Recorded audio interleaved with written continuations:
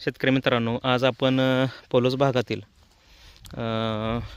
शिंदे साहेबांच्या आपण आज प्लॉटवरती आलेलो आहे. त्यांनी आपलं वापरा बायोऑर्गॅनिकचं रोवर आणि ग्रोथर ही टेक्नॉलॉजी ह्या 4 एकर ऊस लागणीला वापरत असताना ह्या रामफळ फळासाठी तिची फक्त फवारणी घेतलेली आहे. तर ह्या रामफळ फळासाठी त्याचा काय बेनिफिट झाला आपण सरांच्या माध्यमातून जाणून घेऊ.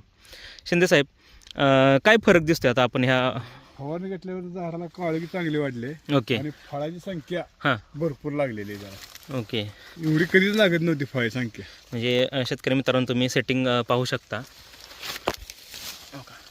आता स्प्रे घेतल्यापासून म्हणजे जवळजवळ आता साहेबांना 1.5 महिना झाले आपण टेक्नॉलॉजी दिलेली आहे. आणि ह्या 1.5 महिन्यात स्प्रे केल्यानंतर नुसतं फवारणी झालेली आहे रोवर ग्रोथरची.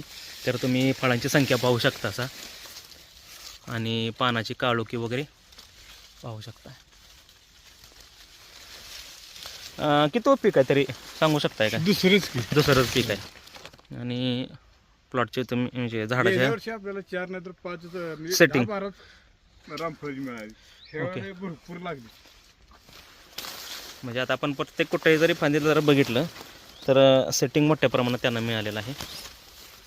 रिझल्ट त्यांना ऊसाचा चांगला घेतलेलाच आहे. पण त्यांनी जरा थोडंसं सांगितलं की आम्ही रामफळाला जरा फवारणी केल्यानंतर काय रिझल्ट मिळाला तो तुम्ही बघा.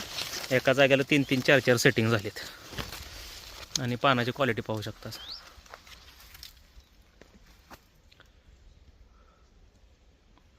शेंड